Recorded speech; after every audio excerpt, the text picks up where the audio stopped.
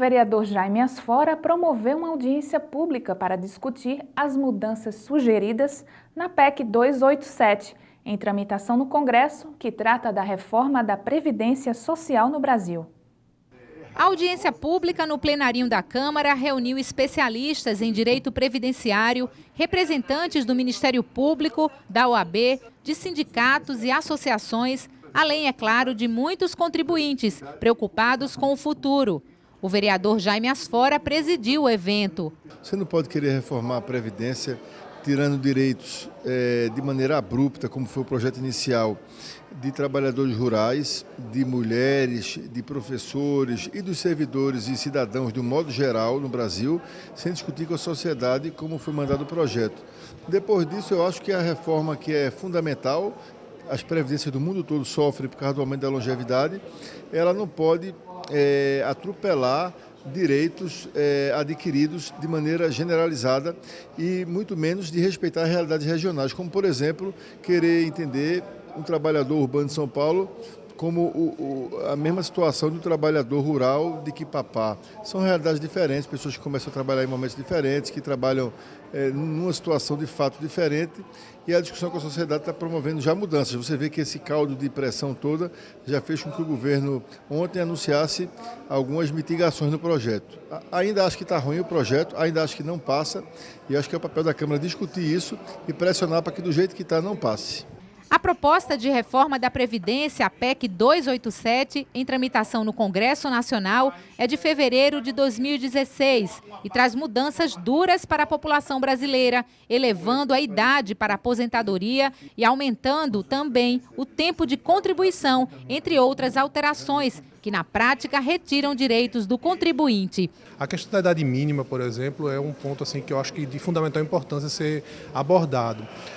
O estabelecimento da idade mínima uniforme para todo o país e principalmente igual entre homens e mulheres gera uma justiça realmente muito grande. A gente tem estados no Brasil, especialmente aqui no Nordeste, onde a expectativa de vida não chega aos 65 anos de idade. No Maranhão, por exemplo, assim, Alagoas, aqui em Pernambuco ultrapassa só um pouco.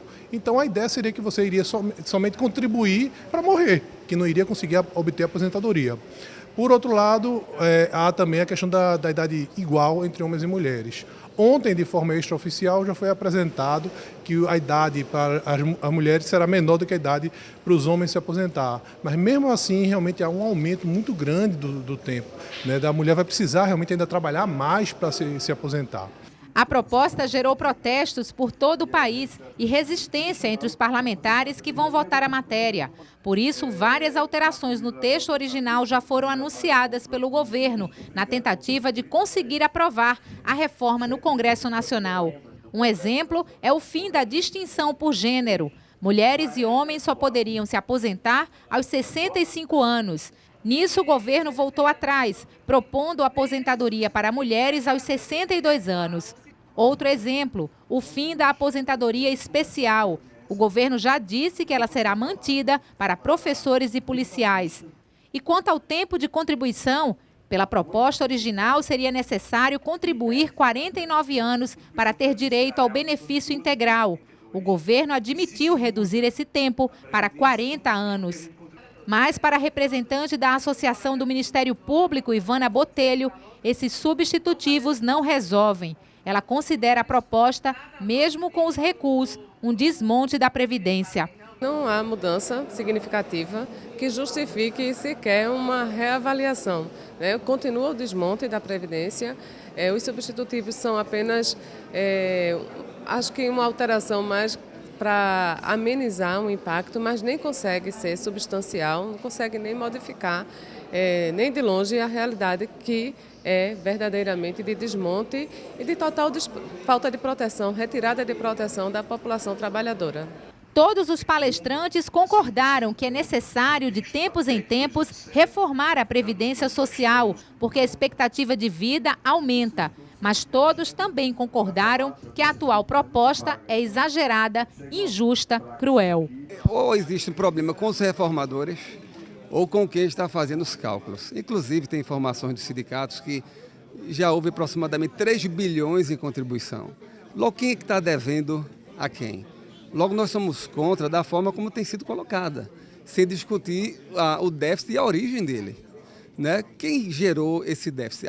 A contribuição do empregado ou, digamos, a dívida do empregador?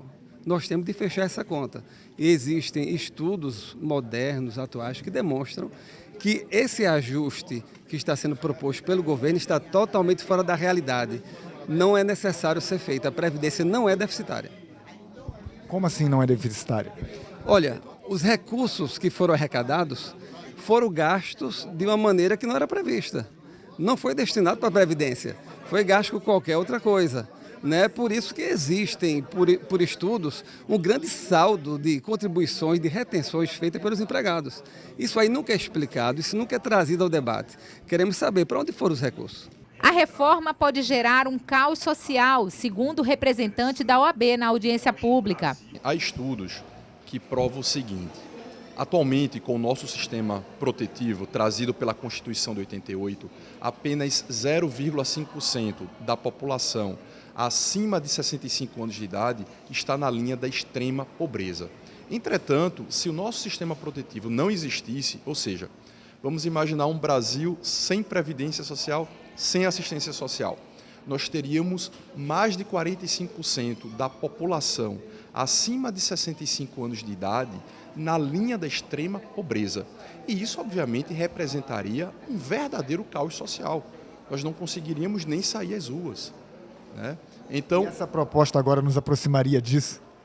A proposta do governo, a PEC 287, a proposta originária, sim, não aproximaria aos 45% da população na linha da extrema pobreza, mas aumentaria muito. Por quê? Porque muitas pessoas não conseguirão obter a sua aposentadoria por tempo de contribuição ou por idade, uma vez que as regras se tornaram ou querem se tornar muito rígidas. Ou seja, tão rígidas que tornará o nosso sistema um dos mais perversos do mundo. Dá um exemplo: um trabalhador rural, né, do Nordeste brasileiro precisaria ter requisitos mais rígidos de tempo de contribuição e de idade do que um trabalhador urbano de um país da Escandinávia. Então, o que vai acontecer é que muita gente não vai conseguir chegar lá, vai ficar no meio do caminho, vai perder o emprego e não vai conseguir se aposentar, né? E essas pessoas vão ficar na linha da extrema pobreza, até completar 70 anos de idade, que é a idade que o governo pretende com a PEC 287, para fins de receber um benefício assistencial.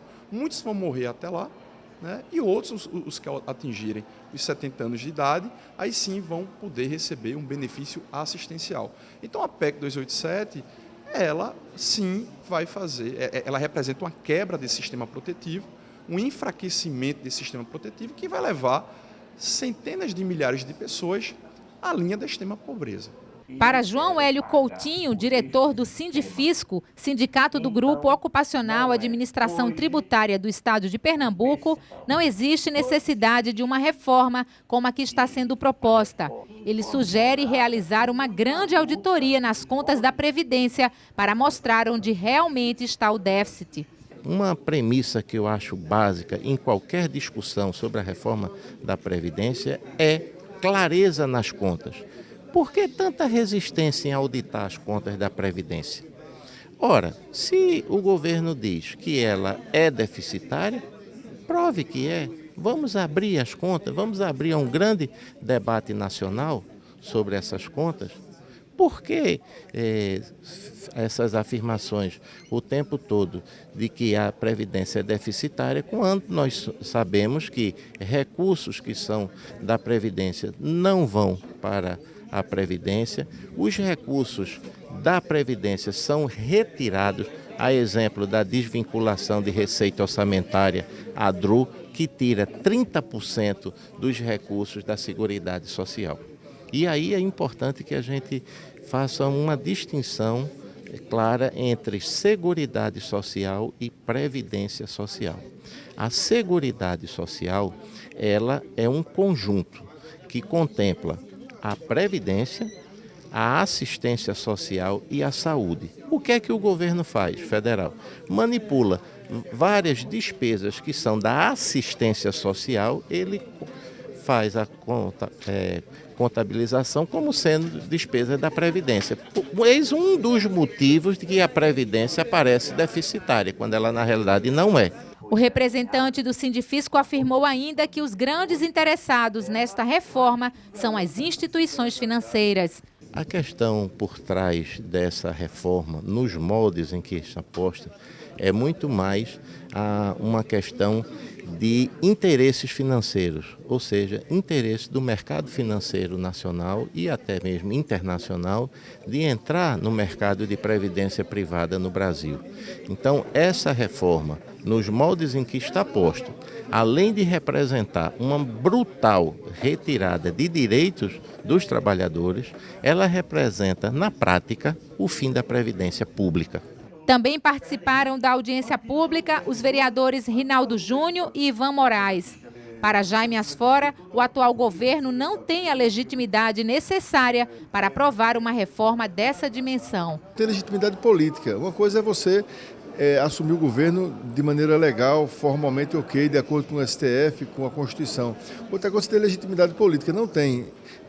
Eu acho que o governo que terá legitimidade política vai ser o governo que vai ser eleito em 2018.